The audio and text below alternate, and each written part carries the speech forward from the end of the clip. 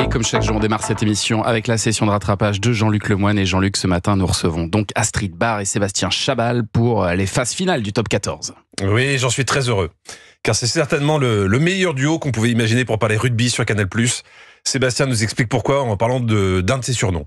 Vu que je m'appelle Sébastien et que le diminutif c'est Seb ou Sébas, avec l'accent anglais ça faisait Sibas, et Sibas c'est un poisson, c'est un bar. C'est un bar. Et comment elle s'appelle, Astrid? Je suis pas complotiste, mais je pense pas que ce soit un hasard. D'ailleurs, vous saviez que Thomas Hill était l'anagramme de Melissa Hott, qui est comme par hasard le surnom d'Anissa sur Tinder. Et que si on mélange toutes les lettres de Julien Pichenet, on peut écrire jupe chilienne. Ce qui n'a pas grand intérêt, mais aussi Julienne Piche. Mais qui a vraiment envie de manger une piche en julienne. Il a bossé ce week-end. Sébastien, c'est une icône du rugby français, vous l'avez dit, à qui on a posé toutes les questions, même les plus improbables. L'amour c'est mieux avant ou après le match? Avant parce que ça te booste, et après le match généralement t'as plus beaucoup de force. Bon, pour ceux qui se souviennent, Sébastien, vu comment il allait se frotter aux adversaires, j'ai l'impression qu'il voulait faire aussi l'amour pendant les matchs. Parce que vous étiez du genre viril, mais correct. Mais viril. Mais évidemment, on a voulu savoir quelle était votre routine pour arriver aussi énervé sur le terrain. Tu te dis que Sébastien devait se chauffer en mangeant des chatons ou en écoutant de la musique hardcore? Tu écoutais quoi avant un match? Il y a une chanson que j'écoutais toujours, c'était Mon Vieux de Daniel Guichard. Dans son vieux par-dessus il s'en allait l'hiver. Ça chauffe ça, ouais. Sébastien Chabal est et restera le plus grand plaqueur dépressif de l'histoire du rugby. Et c'est là où je vous propose un exercice de pur courage. Écoutez bien l'extrait suivant. Il n'y avait qu'un dimanche par semaine. Les autres jours, c'était la graine qu'il allait gagner comme on peut. Mon vieux. Voilà, maintenant l'exercice de courage. Lequel d'entre vous va oser dire à Sébastien qu'il chante vraiment pas terrible? Moi j'ai adoré. Thomas, j'ai adoré. Voilà, Astrid. Moi je commence à le connaître bien, je peux lui dire la vérité. Mais il chantait bien quand même. Julien. C'est mieux que l'original. Il m'a mis les poils. J'en étais sûr. Vous vous dégonflez tous. J'en étais sûr. Bon, et alors Jean-Luc, pour votre session de rattrapage, vous restez dans le sport puisque vous avez regardé sur W9 les apprentis champions.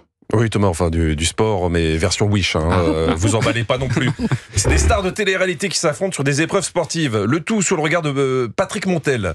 Patrick Montel qui apparemment était dans votre chambre à coucher hier, Thomas. Bravo Thomas. Moins d'une minute. Vos rapports intimes durent le temps d'une conférence de rédaction. Deux équipes, les jaunes et les rouges, jouent pour l'association de leurs coachs respectifs, les champions Muriel Urtis et Pierre-Ambroise Boss. Et on sent que les rouges sont très motivés par le projet de Pierre-Ambroise. Vous allez défendre l'association The Clean Project. On leur fait faire des clean-up dans les rues, challenge ludique, et à la fin on va tenter de battre le record du monde du ramassage de mégots. Ouais, si vous gagnez, on va tous aller ramasser des mégots. Ce qui est le plus étonnant, c'est les mots choisis par Pierre-Ambroise pour motiver son équipe rouge face aux jaunes. Avec de l'envie, de la concentration et du travail d'équipe, on va les fumer. On va les fumer. Lui, il ramasse ses mégots, mais il veut fumer tout le monde. L'autre association défendue est un peu plus mystérieuse vu le cri de guerre. Nous les jaunes, nous ne sommes pas des molosses, on est là pour la sauce. Aou, aou, aou, aou, aou. Voilà, la sauce aou, aou, aou. Je pense que c'est l'association des parents qui marchent sur des Legos. Pierre-Ambroise demande à son équipe de se présenter pour voir de quels athlètes il dispose, à commencer par Soraya. Tu penses que tu as du coup des points faibles au niveau physique? La seule chose sur laquelle j'ai un peu peur, c'est d'être un peu gênée par mon asthme parce que je suis asthmatique au poil de chat. Ah, ça c'est pénible. Parce que c'est vrai que quand tu fais un 100 mètres, il y a souvent des gens qui te jettent des chiens pour te ralentir. Il y a un vrai risque. Ouais. Bon, elle, vous l'avez reconnue, cette voix reconnaissable et cette maîtrise de la concordance des temps.